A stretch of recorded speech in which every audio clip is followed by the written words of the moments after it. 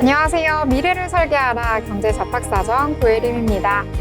벌써 6월도 마무리에 접어들고 있습니다. 우리 증시 연일 좋은 흐름 보여서 기분이 좋으실 것 같은데요.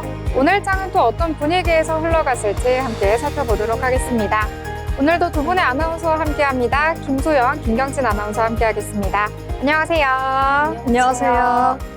네, 그럼 뉴욕 증시 분위기부터 먼저 체크하고 넘어가도록 하겠습니다. 이 뉴욕 증시는 숨고르기 장세에 들어간 것 같습니다. 이 보합권에서 움직이면서 마감하는 모습 나타나셨는데요. 자세한 분위기 체크해 보도록 하겠습니다. 자, 소연 아나운서 전해주시죠.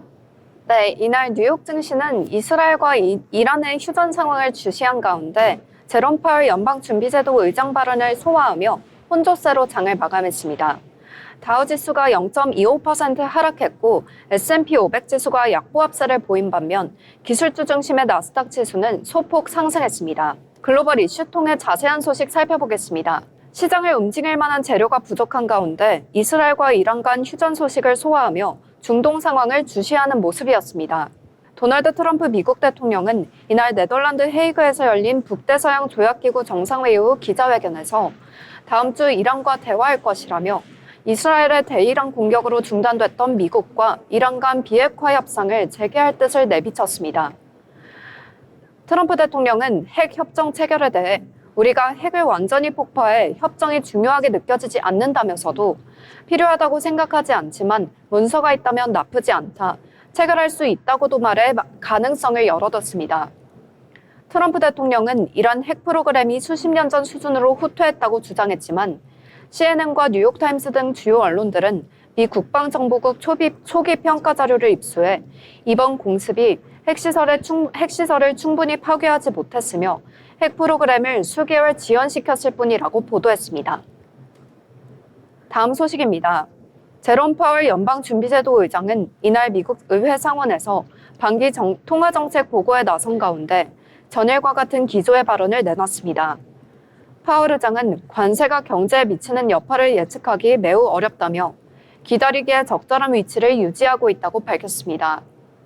전일에 이어 연준 일각에서 주장하는 7월 인하론에 대해서도 가능성을 배제하지 않음에 따라 시장은 기존보다 조금 더 비둘기파적인 입장을 드러냈다고 해석하는 모습입니다. 시카고 상품거래소 패드워치톨에 따르면 장마감 무렵 연방기금금리 선물시장은 7월 기준금리 동결 확률을 75.2%로 낮춰 반영했습니다.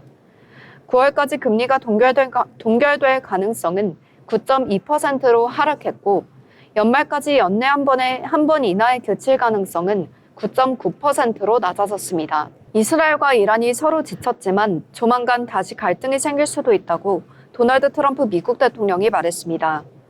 트럼프는 현지 시간 25일 나는 양쪽과 모두를 상대했고 그들은 모두 지쳤다면서도 그들이 다시 전쟁을 시작할까? 언젠가는 그럴 수도 있고 조만간 시작을 할 수도 있다고 말했습니다. 이스라엘과 이란은 전날 새벽 휴전에 합의했지만 이란이 합의 후 이스라엘의 미사일을 다시 발사하면서 여전히 정세가 불안정하다는 점을 드러낸 바 있습니다. 트럼프의 이런 발언은 이 같은 불안정성을 본인도 인정하고 있다는 의미로 해석됩니다. 다음으로 히트맵 살펴보겠습니다. 종목별로는 엔비디아가 낙관적 전망 지속 속에 큰 폭으로 상승하며 시가총액 1위에 올랐습니다. 마이크로소프트는 0.44%, 애플 0.63% 등 일부 대형 기술주들도 상승했습니다. 하지만 아마존 0.37%, 메타 0.49% 하락하며 대형 기술주들 오늘 엇갈린 모습을 나타냈습니다. 이어서 주요 기업들 이슈도 함께 살펴보시죠. 엔비디아 젠슨왕 CEO가 또 로봇을 콕 집었습니다. 이날 연례 주주 총회에선 젠슨왕은 로봇 공학이 잠재적 성장 가능성이 있는 가장 큰 시장이고 자율주행 자동차가 로봇 공학 기술이 적용되는 최초의 주요 상업적 응용 분야가 될 것이라며 밝혔습니다. AI 다음으로 로봇 기술이 엔비디아의 가장 큰 성장 기회라며 성장 기회가 여전히 많다고 강조한 영향으로 이날 엔비디아는 전 세계 시총 1위를 탈환했습니다.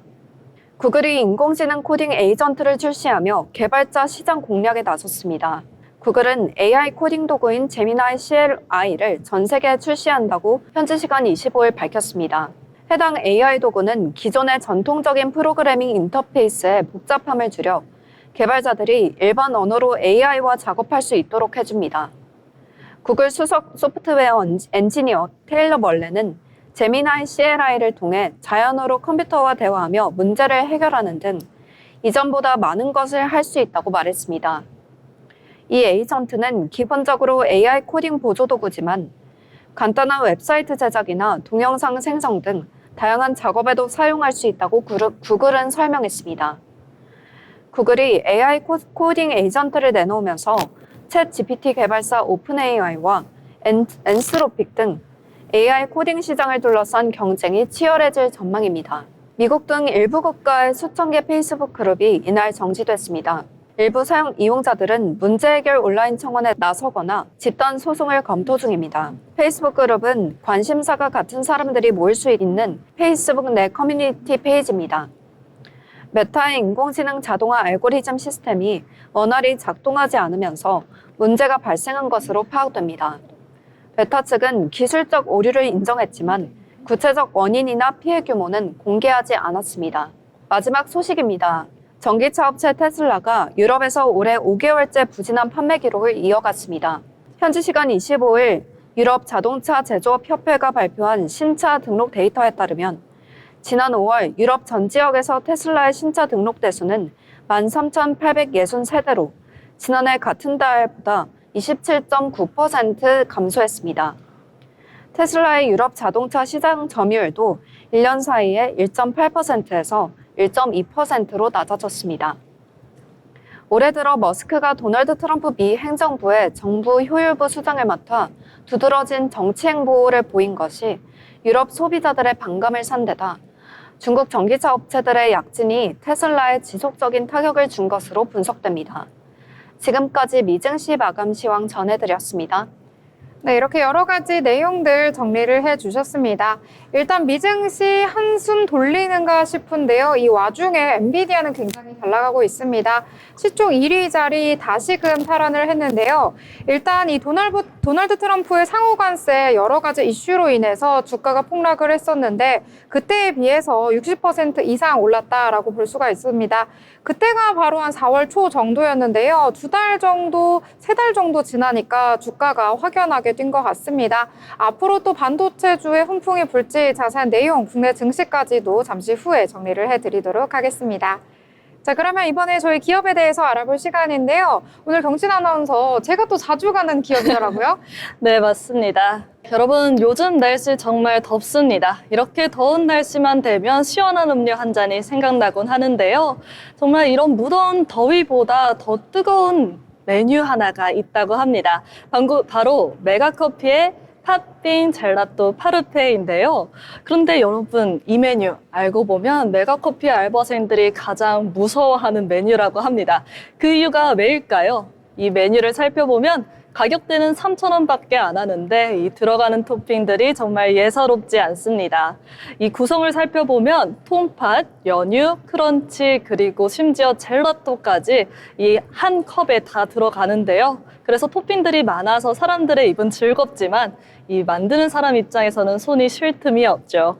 게다가 요즘 그 인기가 정말 장난 아닙니다. 어딜 가도 품절이고 오픈하고 한두 시간 만에 또 품절되고 SNS에 올라온 사진들을 보면 오늘도 못 먹었다며 아쉬움을 남기곤 합니다.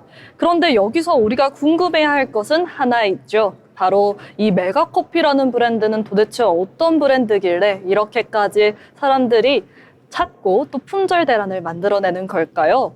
오늘은 커피 프랜차이즈의 고정관념을 깨고 MZ세대의 일상 속으로 파고든 브랜드 메가커피의 이야기를 전해드리겠습니다. 메가커피의 시작은 2009년 서울 건대입구역 인근의 한 작은 테이크아웃 매장이었습니다. 당시만 해도 저렴한 커피하면 저가 브랜드가 전부였고 맛있는 커피하면 비싼 카페를 떠올리던 시절이었죠. 그 틈새를 정확히 파고든 브랜드가 바로 메가커피였습니다. 이 브랜드의 핵심은 단순했습니다. 양 많고 맛 좋고 가격은 합리적일 것. 특히 메가라는 이름처럼 라지 사이즈보다 훨씬 더 큰 24온스, 즉 700ml의 음료를 2,000원에서 3,000원대에 즐길 수 있었죠.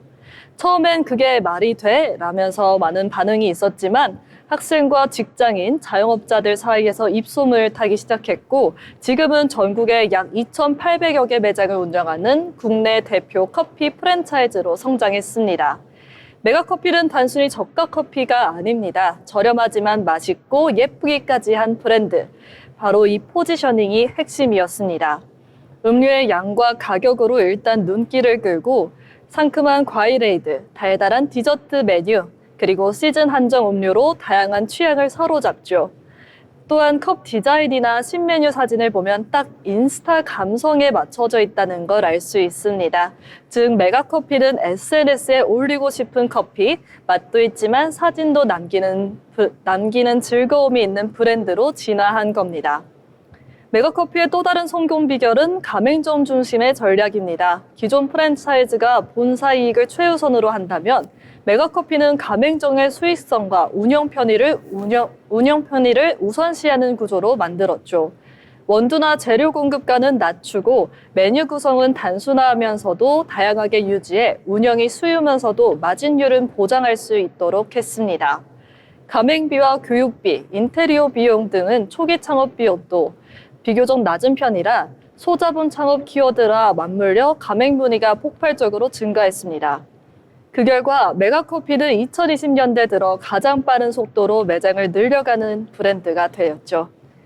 메가커피는 커피 전문점이지만 사실 음료와 디저트 메뉴의 힘이 매우 강합니다. 대표적으로 딸기 라떼, 청포도 에이드 같은 시즌 음료는 물론이고 요즘 품절대라는 팥빙 젤라또처럼 매년 여름마다 신메뉴가 대중의 입맛과 SNS 감성을 동시에 겨냥합니다. 또한 음료 이름에도 센스가 묻어나는데요. 예를 들어 망빙 파르페, 저당 팝팝 매실 아이스티와 같은 이름들은 MZ세대가 좋아하는 말투와 감성을 그대로 담아내고 있습니다. 최근엔 노티드 도넛과 콜라보하거나 젤라또와 전통 디저트를 결합한 메뉴를 선보이며 디저트 시장에서도 메가의 존재감을 확장 중이죠. 메가커피의 브랜드 컬러는 밝은 노랑과 짙은 갈색입니다. 이 색 조합은 시각적으로 따뜻하고 달달한 느낌을 주며 자연스럽게 커피와 디저트의 이미지를 떠오르게 하죠. 매장 인테리어는 심플하면서도 밝은 조명과 노출 콘크리트 감성으로 구성되어 혼자서도 편하게 머물 수 있는 분위기를 만들어냅니다. 브랜드 캐릭터나 로고 역시 심플하지만 눈에 띄는 구성으로 브랜드 아이덴티티를 지속적으로 강화하고 있습니다. 즉 저렴하고 맛있는 커피라는 인식에 한 발 더 나아가 가볍지만 세련된 라이프 스타일 브랜드로 포지셔닝을 넓히고 있습니다. 네, 여러분 양도 많고 맛도 좋고 예쁘기까지 한 메가커피.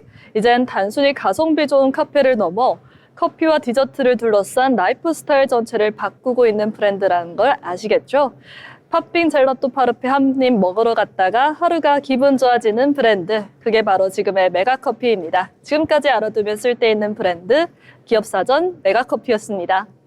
네, 메가커피 많은 분들이 찾는 기업이자 카페인데요. 이 메가커피 좋아하시는 분들은 이 관련주로 보라티알까지 함께 알아두시면 좋을 것 같습니다. 2021년에 메가커피를 인수했거든요. 앞으로 저가형 커피 계속해서 인기니까요. 참고해 두시면 좋을 것 같습니다. 자, 그러면 이번에는 저희 뉴스 알아보려고 하는데요. 오늘도 경제 뉴스 많이 준비하셨다고요? 네, 맞습니다. 신문에서 발췌한 기사를 전해드리는 뉴스 브리핑 시간입니다. 오늘도 4가지 소식 준비했는데요. 먼저 첫 번째 소식부터 보시죠. 미국 국방부 내 정보당국이 벙커버스터 등을 동원한 이란 핵시설 공격의 초기 평가 결과 이란 핵 프로그램의 핵심 요소를 완전히 파괴하지 못했다고 평가한 것으로 알려졌습니다. 도널드 트럼프 미국 대통령은 가짜뉴스라고 반박했고 백악관도 완전히 틀린 정보라고 비난했습니다. 트럼프 대통령이 폭격 이틀 만에 이스라엘과 이란의 휴전을 선언했지만 공습 효과를 두고 논란이 커진 것입니다. CNN과 뉴욕타임스는 현지 시간 24일 국방정보국이 미국 중부사령부의 전투 피해 평가를 근거로 작성한 초기 평가를 인용해 이번 폭격이 이란 핵시설을 완전히 없애지 못했다고 보도했습니다. 미군은 지난 21일 미드나이트 해머로 명명된 이란 핵시설 공급 작전에 나섰습니다. 7대 B2 폭격기를 활용해 벙커버스터 14발을 투하하고 잠수함에서 30기의 순항미사일을 발사해 포르도, 나탄즈, 이스파한 등 3곳의 핵시설을 타격했습니다. 하지만 CNN은 관련 내용에 정통한 2명의 소식통을 인용해 이란이 보유한 농축우라늄이 파괴되지 않았다고 전했습니다. 농축우라늄은 농축 수준을 높이면 핵무기 원료가 될 수 있습니다. 지난달 국제원자력기구는 이란이 준무기급인 60% 농축우라늄을 총 408.6kg 비축했다고 밝혔습니다. CNN 취재에 응한 다른 소식통은 우라늄을 농축하는 핵심 설비인 원심 분리기도 대부분 보존됐다며 국방정보국의 평가는 미국이 아마도 이란 핵 프로그램을 완파한 게 아니라 최대 수개월 퇴보시켰다는 것이라고 밝혔습니다. 이란 핵시설 파괴도 대부분 지상 구조물에 한정됐다는 게 미 국방정보국의 초기 평가라고 CNN은 소개했습니다. 뉴욕타임스도 이란이 보유 중인 농축 우라늄의 많은 부분을 공습 전 다른 장소로 옮겨놨다는 내용이 국방정보국 보고서에 포함됐다고 전했습니다. 또 국방정보국 보고서에는 이번 폭격으로 이란의 핵 계획이 지연되긴 했지만 지연 기간은 6개월 미만이라고 평가했다고 뉴욕타임스는 보도했습니다. 폭격 전 미 정보당국은 이란이 서두르면 핵무기 보유까지 3개월이 걸릴 것으로 평가했습니다. 이어서 다음 소식입니다. 네덜란드 헤이그에서 북대서양 조약기구 정상회의가 개막한 가운데 독일이 나토가 설정한 국방 지출 목표를 6년 앞당겨 달성하겠다는 계획을 내놨습니다. 독일이 러시아 군사 위협에 대응해 대규모 재무장에 나서면서 재정 건전성보다 안보와 전략 사업을 우선시하는 방향으로 정책 기조를 전환하고 있다는 분석이 나옵니다. 독일 연방정부는 현지 시간 24일 국방 예산을 2029년 1,529억 유로로 늘리는 중기 재정 계획을 확정했습니다. 지난해 520억 유로이던 국방 예산은 올해 624억 유로로 증가했고 앞으로 6년간 2배 이상으로 확대됩니다. 이에 따라 국내 총생산 대비 국방 비율은 올해 2.4%에서 2029년 3.5%로 높아집니다. 이는 나토가 이번 정상회의에서 채택한 2035년까지 국방비 GDP 대비 5% 목표 중 직접 군사비 3.5% 기준을 독일이 6년 앞서 달성하겠다는 뜻입니다. 독일은 직접 간접 안보 지출을 포함한 전체 국방 관련 예산을 2035년까지 GDP의 5% 수준으로 맞출 방침입니다. 2029년 기준으로 독일 정부 전체 지출 중 국방비가 차지하는 비중은 26.7%에 달할 것으로 추산됩니다. 독일 정부는 국방비 증액을 군사력 강화뿐만 아니라 산업 투자 확대와 경기 부양 수단으로 삼고 있습니다. 이를 위해 올해와 내년 1,700억 유로 부채를 조달하고 12년에 걸쳐 5천억 유로 규모의 특별기금도 조성할 계획입니다. 국방과 인프라 투자를 뒷받침하기 위해 의회는 관련 지출에 한해 부채 한도 규정을 적용하지 않도록 헌법까지 개정했습니다. 독일 한 언론에 따르면 정부가 공격적 투자로 성장률 격차를 메우려는 전략을 구사하고 있다고 분석했습니다. 계속해서 다음 소식입니다. 도널드 트럼프 미국 대통령이 선언한 이스라엘과 이란 간 휴전이 이틀째 이어졌습니다. 하지만 양국 모두 상대방이 공격하면 즉각 보복하겠다고 밝혀 살얼음판을 걷는 듯한 상황이 이어지고 있습니다. 이스라엘과 이란 간 휴전은 트럼프 대통령이 밝힌 대로 25일 오후 1시 이후에도 이어졌습니다. 다만 양측은 트럼프 대통령이 휴전 계획을 발표한 직후에도 전날 밤까지 드론과 미사일 등을 통해 소규모 공습을 이어간 것으로 알려졌습니다. 양측이 휴전 합의를 어기고 서로 공격하려는 조짐을 보이자 트럼프 대통령이 공개적으로 문제를 삼기도 했습니다. 트럼프 대통령은 SNS에 그들은 휴전을 위반했다며 이스라엘은 폭탄을 투하하지 마라. 그것을 한다면 중대한 위반이라고 경고했습니다. 이스라엘 총리실은 이란 공격을 보류했다고 밝혔습니다. 양국은 여전히 서로를 경계하고 있습니다. 이스라엘 총리실은 이날 휴전을 준수하고 있다면서도 필요시 즉각적이고 제한적인 대응에 나설 것이라고 밝혔습니다. 이란 혁명수비대도 휴전을 지키고 있지만 레이더와 방공망 재배치를 완료했다고 강조했습니다. 트럼프 대통령은 휴전 사수를 위해 안간힘을 쓰고 있습니다. 전날 북대서양 조약기구 정상회의 참석차 100여 건을 떠나며 휴전은 여전히 유지되고 있다고 강조했습니다. 이어 이란의 정권 교체를 원하냐는 질문에는 그렇지 않다며 가능한 빨리 진정되기를 바란다고 밝혔습니다. 마지막 소식입니다.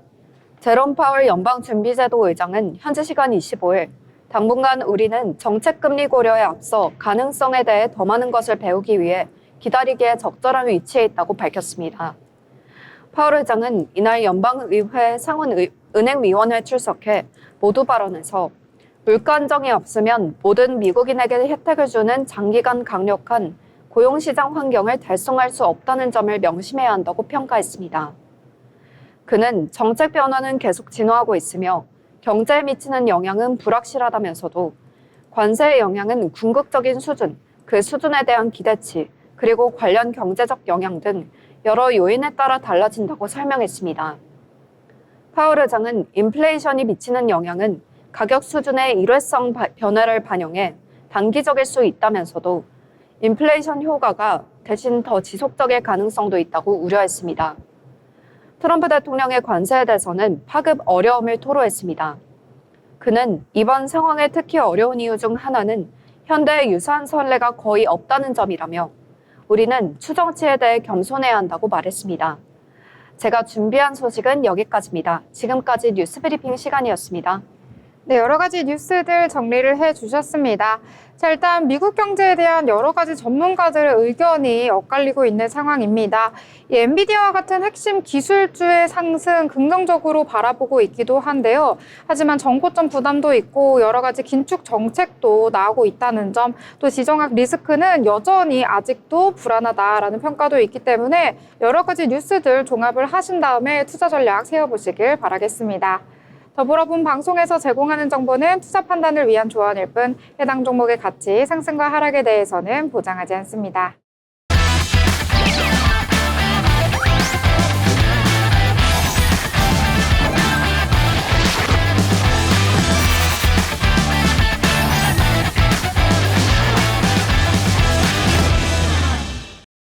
네, 이번 시간은 돈을 잘 벌고 싶은 고수가 되고 싶은 아나운서들이 모여서 주식 이야기, 경제 이야기 함께 나눠보도록 하겠습니다. 자, 일단 뉴욕 증시도 한숨 돌리는 분위기 나타났는데요. 국내 증시도 비슷했던 것 같습니다. 그동안 좀 계속해서 올라왔던 우리 증시 어제 이어서 오늘도 좀 한숨 숨고르기 장세에 나타난 것 같은데요. 자세한 지수 분위기도 함께 살펴보도록 하겠습니다. 먼저 코스피 지수 같은 경우에는 전거래일 대비 하락하면서 마감을 했습니다. 0.92% 하락하면서 3,079선에서 거래를 마쳤는데요. 이 장중에 계속해서 좀 낙폭을 키워 나갔었는데 그래도 오후장 들어서는 조금은 이 하락폭 만회를 하면서 마감을 했습니다. 이 장 초반에는 플러스 잠깐 보이기도 했었는데 결국에는 3,100선 무너지면서 마감을 했다라고 볼 수가 있겠고요. 오늘 같은 경우에는 외국인과 기관 물량을 어제 이어서 계속해서 추리하는 모습 나타나줬습니다. 외국인은 5천억 원 넘게, 기관은 2천억 원 넘게 매도 우위를 보였다라고 볼 수가 있겠고요. 이런 물량들 개인들이 다 받아냈습니다. 오늘 8천억 원 넘게 매수 우위 포지션 보였다라고 볼 수가 있겠습니다. 코스닥 같은 경우에도 오늘 하락폭이 더 컸는데요. 전거래일 대비 1.29% 하락하면서 787선에서 거래를 마쳤습니다. 역시 마찬가지로 코스닥도 플러스로 출발하긴 했었는데 빠르게 낙폭을 키웠고요. 오후장에서는 조금은 이 낙폭 만회하면서 마감을 했다라고 정리해 볼 수 있을 것 같습니다. 이 코스닥에서도 마찬가지로 외국인과 기관 각각 매도 포지션 잡았는데요. 이 장중 내내 계속해서 매도 포지션 계속해서 물량 키워나갔다라고 볼 수가 있겠습니다. 오늘 시가총액 상단에 위치한 종목들 확인을 해보시면은요, 전체적으로 좀 파란불이 많이 보인 장이었습니다. 특히 오늘 장 같은 경우에는 코스피에서 반도체도 좀 힘을 내지 못했는데요. 그나마 SK하이닉스가 빨간불 켜는 모습 나타나줬고, 반도체주 전체적으로는 그래도 오른 종목들 많았거든요. 왜 이렇게 강한 상승 보였는지 함께 이야기 나눠보도록 하겠습니다. 이 밖에 어제장에서도 많이 올랐던 완성차 업종들 오늘은 힘을 쓰지 못하는 모습 나타나줬고요. 그동안 계속해서 달려줬던 KB금융 오늘 같은 경우에도 그다지 미미한 움직임을 보였고 네이버 같은 경우에도 큰 폭으로 하락을 했다라고 볼 수가 있겠습니다. 이 코스닥 시장 같은 경우에도 역시 파란불이 굉장히 많이 보인 시장이었는데요. 2차 전지 대장주들도 오늘은 힘을 쓰지 못했고요. 이 제약바이오 업종들도 오늘 같은 경우에는 약세 보였다라고 볼 수가 있겠습니다. 자, 그러면 오늘 장에서 어떤 종목과 어떤 섹터가 그래도 선방을 해줬는지 함께 이야기 나눠보도록 하겠습니다. 자, 그럼 소연 아나운서 어떤 내용부터 살펴볼까요? 네, 첫 번째로 살펴볼 국내 특징주는 네이처셀입니다. 네이처셀의 퇴행성 관절염 줄기세포 치료제인 조인트스템이 미국 식품의약국으로부터 제한적 사용 승인을 받았다고 발표하자 강세했습니다. 이날 네이처셀은 자사 홈페이지를 통해 미국 내 환자들의 동정적 사용을 위해 지난달 29일 제출한 EAP 프로토콜이 현지 시간 25일 FDA로부터 최종 확인됐다고 밝혔습니다. 이어 당사는 이달 내로 기공지한 관련 사이트를 통해 프로토콜을 등록해 환자 치료를 개시할 것이라고 설명했습니다. EAP는 허가 이전 임상 단계 신약을 생명이 위독한 환자에게 인도주의 차원에서 지원하는 제도입니다. 차트 함께 살펴보시면요. 네이처셀 전거래일 대비 3.51% 오른 29,500원의 종가를 형성했습니다.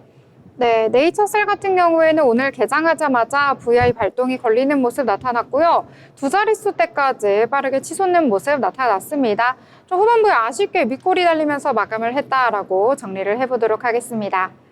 자, 그러면 또 다른 내용 함께 다뤄보려고 하는데요. 아까 오늘장 정리를 해드리면서 반도체주, 오늘 투톱 같은 경우에는 삼성전자는 약세, SK하이닉스는 그나마 선방을 했다라고 말씀을 드렸는데요. 이 부분에 대해서 자세히 이야기를 나눠보도록 하겠습니다. 일단 반도체 업종 전반적으로 어제장에서는 좀 강세였는데 이러한 부분들도 오늘장까지 조금은 영향을 미친 것 같습니다. 일단 미증시에서도 반도체가 전체적으로 훈풍이 불었었는데요. 일단 혼조세로 마감은 뉴욕 증시에서 필라델피아 반도체 지수 1% 가까이 상승을 하면서 마감을 했습니다. 일단 어젯밤에 엔비디아 굉장히 강한 모습 보여준 것도 한몫을 했고요. 엔비디아의 목표 주가는 기존 175달러에서 250달러로 대폭 상향 조정이 된 가운데 이 주가가 역대 최고가를 경신하면서 150달러 선 처음으로 안착하는 모습이 나타났습니다. 자, 그리고 장 마감 후에는요, 이 메모리 반도체 기업이죠. 이 마이크론 테크놀로지가 깜짝 실적을 발표를 했습니다. 이 시장의 예상치를 훌쩍 뛰어넘는 그런 결과를 발표를 한 건데요. 이 매출과 주당 순이 각각 예상치를 상회하는 모습이 나타났습니다. 이 3분기의 데이터 센터 매출이 굉장히 잘 나왔는데요. 이 AI 열풍으로 인해서 HBM 수요가 급증했기 때문에 2배 이상 이 매출이 증가했다라고 설명을 했고요. 이 마이크론 같은 경우에는 SK하이닉스라든지 이 삼성전자와 함께 이 전 세계의 HBM 시장을 주도하는 3대 공급업체 중 하나다라고 보시면 되겠습니다. 현재는 엔비디아와 AMD의 HBM을 탑재한 메모리 칩을 공급하고 있는 기업이기 때문에 그만큼 시장에서도 중요한 역할을 하고 있고요. 이러한 기업의 여러 가지 매출 그리고 이익이 발표됨에 따라서 이 주가에도 여러 가지 훈풍을 불어들게 한 것으로 요인이 추정이 되고 있는데요.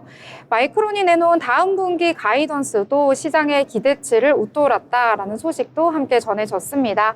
이 장중에 좋은 분위기 나타났다가 시간 외에서도 3% 넘게 상승을 하면서 마감을 했는데요. 오늘장에서는 SK하이닉스 오늘장 약세임에도 불구하고 2%대 선방을 하면서 마감을 했고요. 한미반도체는 5%대 상승, 미래반도체는 오늘장에서 25%대까지 올랐는데요. 윗골이 길게 달리면서 11%대에서 마감을 했습니다. 파도 역시도 11%대까지 찍었었는데 장 후반에 좀 힘이 떨어지면서 4%대에서 마감을 했다라고 보실 수가 있겠습니다. 이 반도체 큰 사이즈 종목보다는 좀 작은 소부장 업체들이 일제히 올랐다라고 생각을 해주시면 될 것 같습니다. 자, 그러면 또 다른 종목 이야기 함께 나눠보도록 하겠습니다. 자, 소연 아나운서, 이번엔 어떤 내용일까요? 네, 두 번째 특징주는 AB온입니다. AB온이 3거래일 연속 급등했는데요. 최근에 발표한 1조 8천억 원 규모의 항체 의약품 공동개발 및 라이선스 계약에 따른 영향으로 풀이됩니다. 앞서 24일 AB온은 1조 8천억 원 규모의 ABN501 공동개발 및 라이선스 계약을 체결했다고 알렸습니다. AB온은 계약 상대를 밝히지 않았지만 ABN501 전임상을 마친 지난 4월 미국 항체 약물 접합체 기업과 기술 이전을 위한 가계약을 체결했었습니다.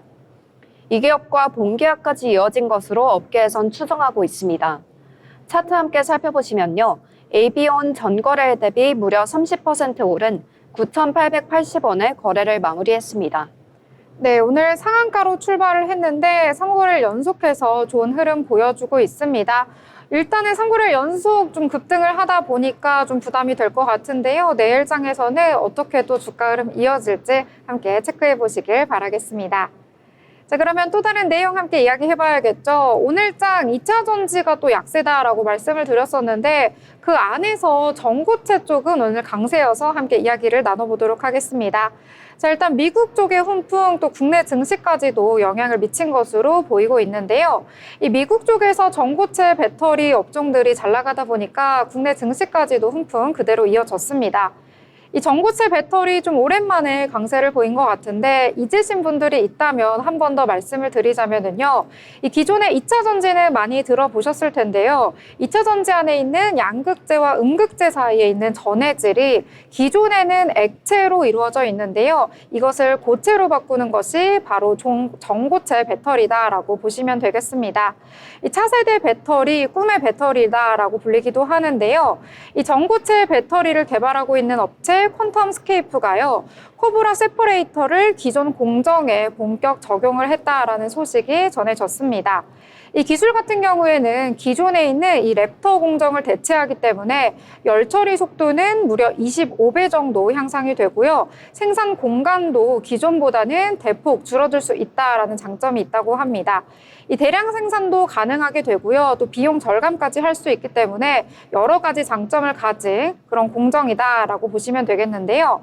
이 퀀텀스케이프 같은 경우에는 이 코브라 생산 공정을 토대로 이 전기차에도 장착이 가능한 전고체 배터리 생산이 다가왔다라고 알려졌습니다. 그렇기 때문에 내년에는 이 전기차에도 전고체 배터리를 장착할 수 있다라는 기대감이 모이면서 여러 가지 주가에도 긍정적 영향을 준 것으로 풀이가 되고 있는데요. 이에 따라서 일단 뉴욕 증시에서 퀀텀스케이프 30.95% 급등을 하면서 마감을 했고요. 국내 증시에서도 전고체 배터리와 관련된 종목들 강세 보였습니다. 이 나인테크는 12%대 강세 속에서 마무리됐고요. 이수 스페셜티 케미컬 5%대, 레이크 머티리얼즈는 7%대 강세 속에서 마감을 했다라고 보실 수가 있겠습니다.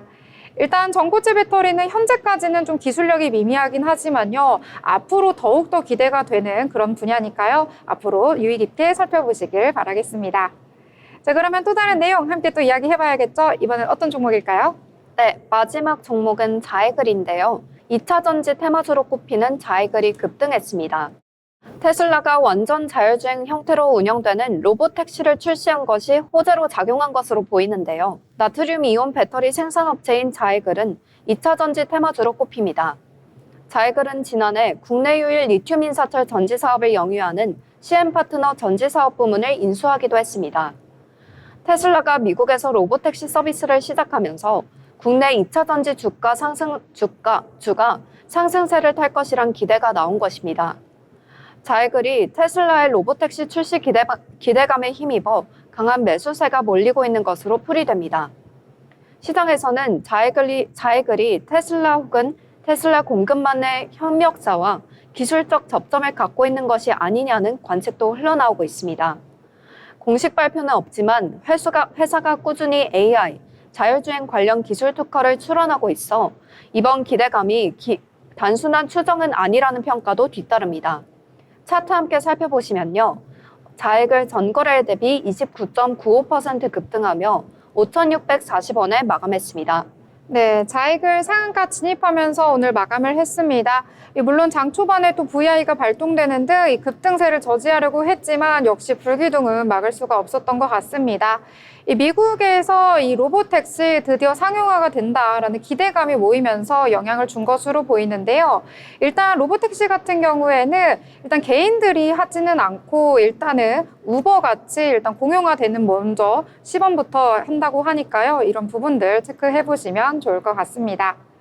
자, 그러면 저희 이번에는 인물에 대해서 한번 살펴보려고 합니다. 오늘은 또 어떤 인물 준비하셨을까요? 네, 다시 돌아온 오늘 이 시간, 오늘의 인물 로그 시간입니다. 오늘도 역시 세계 경제인들의 삶과 선택, 그리고 그 철학들을 함께 들여다볼 텐데요.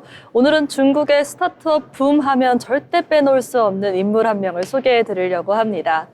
사실 제 주변에는 요즘에 창업에 대해서 많이들 얘기는 하곤 하는데요. 나도 창업해보고 싶다. 나만의 아이디어로 창업해서 세계를 바꾸고 싶다 등 정말 많은 얘기를 하곤 합니다. 하지만 좋은 아이디어만 있다고 해서 성공할 수 있는 시대는 안타깝게도 지난 것 같습니다. 이 아이디어만큼 중요한 건 바로 투자자죠. 오늘 만나볼 인물은 중국에서 투자의 신이라고 불리는 인물입니다. 알리바바, 틱톡, 메이투안, 핀도도 정말 이름만 들어도 대단한 기업들이죠. 그 기업들 뒤에는 바로 오늘의 주인공 선남펑이라는 이름이 있었습니다. 그는 단순히 돈을 투자한 사람이 아니라 창업을 해보고 IPO까지 이끌어낸 인물로 창업자의 눈높이에서 조언하고 함께 걸어온 현장을 아는 투자자였습니다. 자, 그럼 지금부터 중국 벤처 생태계를 만들어낸 인물 선남펑의 이야기를 함께 따라가 보겠습니다. 선남펑은 1967년 중국 저장성 하이닝이라는 도시에서 태어났습니다.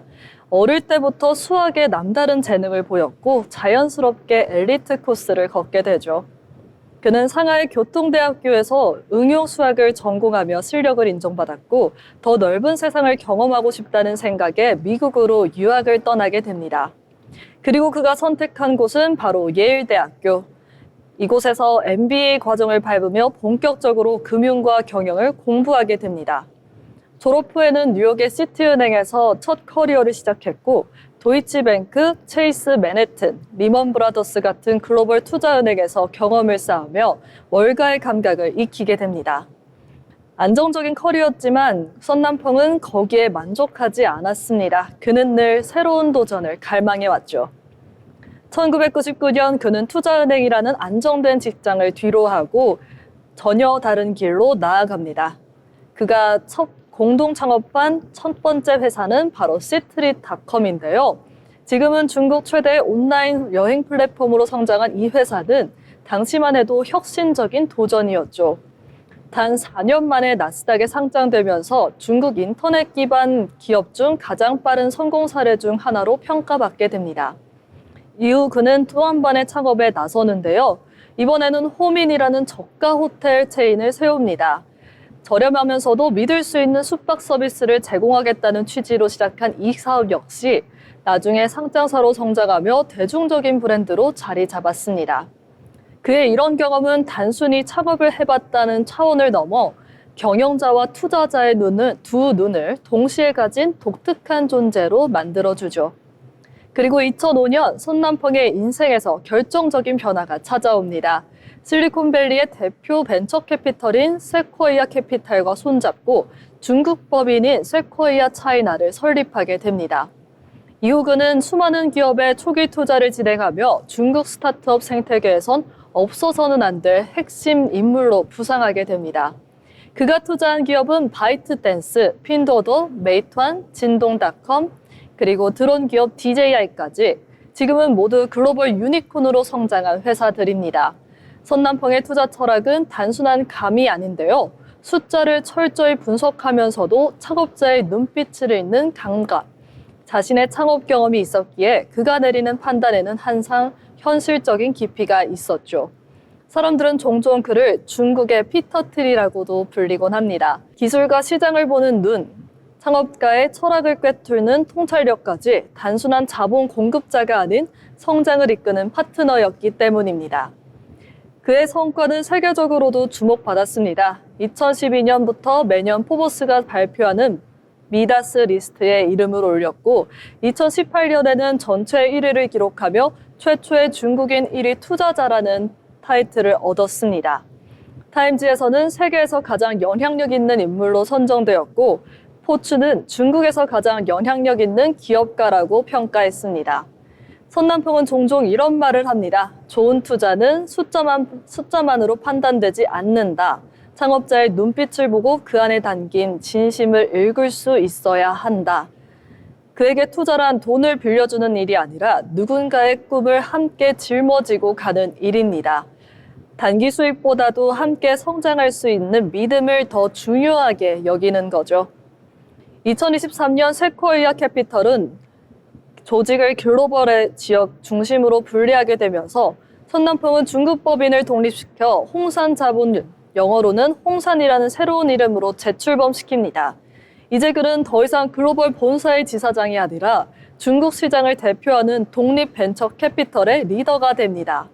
현재는 홍콩에 거주하며 예일대학교 이사회, 아시아 소사이어티, 홍콩 M+ 미술관 자문위원회 등에서도 활동하며 중국 지식인 사회에서도 영향력을 넓혀가고 있습니다. 여러분, 선남펑의 이야기를 따라오시면서 어떤 생각이 드셨나요? 그는 단순히 돈을 많이 번 투자자가 아니라 사람을 보고 가능성을 믿고 함께 성장하는 동반자의 자세로 중국 벤처 생태계를 바꾼 인물입니다.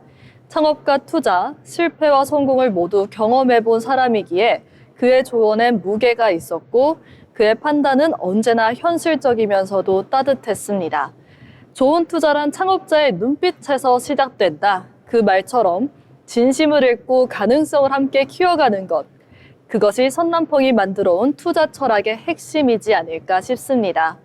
다음 인물로그에서도 또 다른 경제인을 소개해드리겠습니다. 지금까지 인물로그 선남펑이었습니다. 네, 오늘 새로운 인물 흥미롭게 알아봤습니다. 자, 이번에는 리포트 알아볼 시간인데요. 오늘도 경제 흐름에 대해서 준비를 하셨다고요? 네, 맞습니다. 증권사 리포트를 알기 쉽게 정리해드리는 투자 리포트 시간인데요. 오늘은 IM증권의 단일 대우가 흔들리는 미 연준과 파월 의장의 레임덕이라는 경제 분석 리포트를 가져왔습니다. 리포트 내용을 바탕으로 함께 살펴보시죠. 6월 FOMC 회의 직후 분위기가 급변하고 있습니다. 트럼프 대통령의 파월 흔들기는 과연 성공한 걸까요? 이제 시장은 7월 금리 인하 가능성을 다시 주목하고 있습니다. FOMC 블랙아웃 기간이 끝나자마자 가장 먼저 입을 연 건 놀랍게도 매파로 알려진 크리스토퍼 윌러 연준 이사였습니다. 윌러는 관세 정책이 물가 영향에 미치는 영향은 일시적이라며 연준은 다음 달 회의부터 금리 인하 논의를 시작해야 한다고 주장했습니다. 윌러 이사에 이어 보험안 부의장은 인플레이션 압력이 억제된 상태가 유지된다면 다음 회의에서 금리 인하를 지지할 것이라는 메시지를 던지며 7월 금리 인하 불씨를 더욱 키웠습니다. 심지어 시카고 연은의 굴스비 총재도 황금 경로에서 벗어나지 않았다면 금리 인하를 추진할 수 있는 여지가 있다며 방향성을 명확히 했습니다. 이들 인사들의 7월 금리 인하 발언과 더불어 주목할 것은 이들 인사들의 정책 성향입니다. 윌러 이사와 보우먼 부의장의 경우 매파 성향으로 알려진 인사들이라는 점과 트럼프 대통령이 임명한 매파적 성향 인사들이라는 점이 주목할 만합니다. 다시 말해 트럼프 대통령이 선임한 매파적 성향 인사들이 제일 먼저 금리 인하를 주장한다는 것은 7월 금리 인하 기대감을 더욱 키우고 있습니다. 그렇다면 왜 이런 변화가 일어난 걸까요? 크게 세 가지 이유가 있습니다. 첫째는 관세 충격이 우려보다 심각하지 않을 것이라는 연준의 시각입니다. 4월에서 5월 미국 주요 물가지수 지표에 관세발 물가 충격은 극히 제한적 수준에 그쳤고 상호 관세 리스크가 협상 등을 통해 해소될 여지가 높기 때문입니다. 이번 이스라엘과 이란 간 무력 충돌이 조기에 마무리될 수 있었던 것도 이란발 유가 충격에 따른 물가 불량과 전쟁 장기화에 따른 재정 부담을 피하고 싶어하는 트럼프 행정부 의지가 반영된 것인데요. 따라서 8월 중 상호 관세 리스크가 마저 상당 부분 해소된다면 미 연준 내 관세발 물가 불안을 바라보는 시각은 더욱 변화될 것입니다. 둘째는 미약한 수준이지만 미 경기 둔화에 대한 선제적 대응 차원입니다. 미국 경제의 침체 리스크는 크게 약화됐지만 경기 둔화 시그널은 일부 지표에서 확인되기 시작했습니다. 무엇보다 관세 리스크에 대비한 가계와 기업들의 선수요 및 선투자가 마무리된다면 미국 경제가 모멘텀이 약화되고 있는 분위기인데요. 따라서 미 연준 입장에서도 경기 대응 차원에서 금리 인하에 나설 수밖에 없는 여건이 조성되고 있습니다. 마지막으로 파월 의장의 조기 레임덕 여파입니다. 금리 인하를 두고 트럼프 대통령과 파월 의장 간 갈등이 격화하면서 트럼프 대통령은 조기에 미 연준을 견제할 그림자 의장 선임에 나설 공산이 커지고 있습니다. 소위 그림자 연준 의장 구상은 2026년 5월 제롬 파월 연준 의장의 임기가 끝나기 훨씬 이전에 후임자를 지명하고 상원의 인준을 받아 파월 의장을 이른바 식물 의장으로 만들겠다는 의지입니다. 7월 상호관세 리스크가 완화되는 동시에 6월 소비자 물가를 포함한 주요 물가 지표 안정세가 재차 확인된다면 7월 금리 인하가 단행될 가능성이 있습니다. 설사 7월 FOMC 회의에서 금리가 동결되더라도 9월 FOMC 회의에서 금리 인하를 재개할 것이란 강한 시그널이 나올 공산도 커졌습니다. 미 연준의 금리 인하 사이클 재개 기대감은 불확실성 리스크를 완화하고 유동성 랠리를 강화할 수 있는 또 다른 촉매제 역할을 할 것으로 기대되는 상황입니다. 이상으로 리포트 브리핑이었습니다. 네, 여러 가지 내용들 함께 정리를 해주셨습니다. 일단 미증시 같은 경우에는 여러 글로벌적인 이슈와 함께 알아두셔야겠고요. 오늘 리포트 참고해서 투자 전략 잘 세워보시길 바라겠습니다. 더불어 본 방송에서 제공하는 정보는 투자 판단을 위한 조언일 뿐 해당 종목의 가치, 상승과 하락에 대해서는 보장하지 않습니다.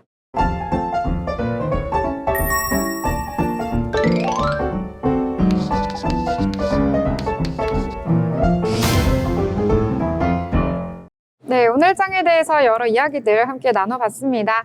이번에는 마무리를 좀 해볼까 하는데요. 경진 아나운서 어떻게 좀 요약을 해볼까요? 네, 오늘 국내 증시 양대 지수 모두 하락 마감했습니다. 외인과 기관이 그동안의 상승세를 반납하면서 이제 차익 실현 매물을 던지면서 하락 마감했는데요.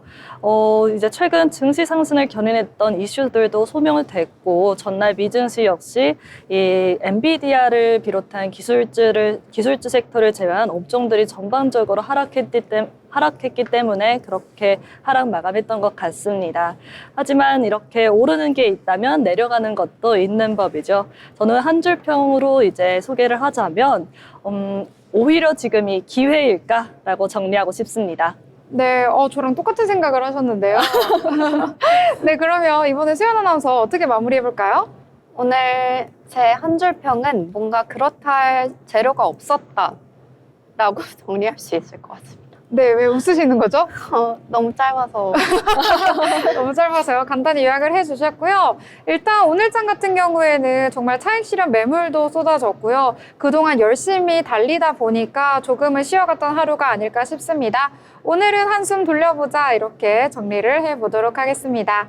자, 오늘 방송 여기서 정리해보고요. 저희는 내일 방송으로 다시 찾아뵙도록 하겠습니다. 시청해주신 여러분 고맙습니다.